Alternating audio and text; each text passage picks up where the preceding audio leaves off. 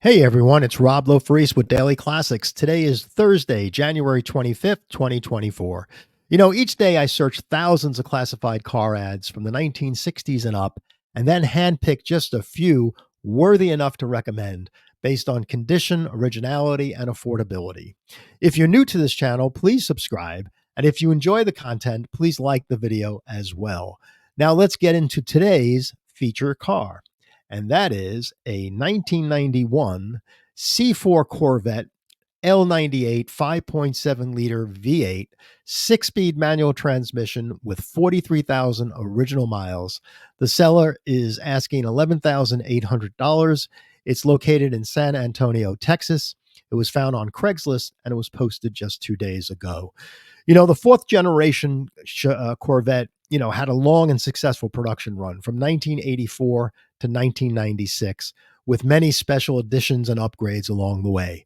By 1991, the L98 5.7 liter V8 produced 245 horsepower, and the new ZF6 six-speed manual transmission was serious business, especially when the RPMs increased.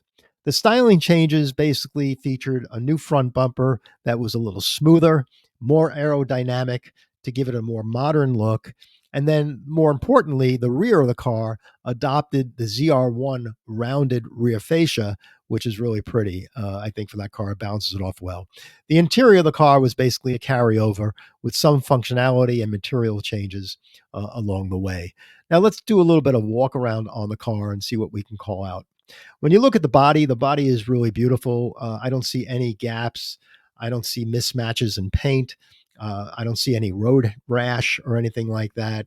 When I look at the rear bumper is color matched to the body. So I'm thinking the car has had no accidents. And he does say that there's no accidents on the Carfax as well. So overall, the body is very beautiful.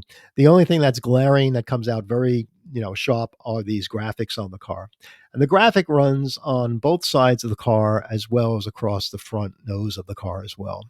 So you have two choices here. You can leave the graphics on the car as if like the seller has, or if you wish to take those graphics off, there's a lot of labor involved in getting these graphics off. And if it's been on there since 1991, it might be even more difficult. Now, it's not impossible to do. It's just a lot of labor. And I would bring it to a body shop rather than try to attack that on my own, because a body shop would be much more familiar with, working with police cars and ambulance and things like that. And they can use like an acetone to take those graphics off. But you have to be careful because you don't want to hurt the clear coat that's on the car as well.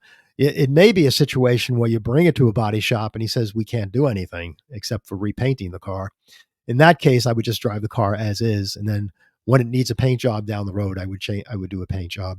So that's it. That's the only thing I can call out on the body of the car. There are no undercarriage photos, but there is a beautiful engine bay photo, and the engine bay looks really great. It looks like the car has always been well maintained. I don't believe he detailed this engine bay for the photos. He may have put some armor all on some of the components just to make it look better, but overall, I think the engine bay is probably as beautiful as it always has been.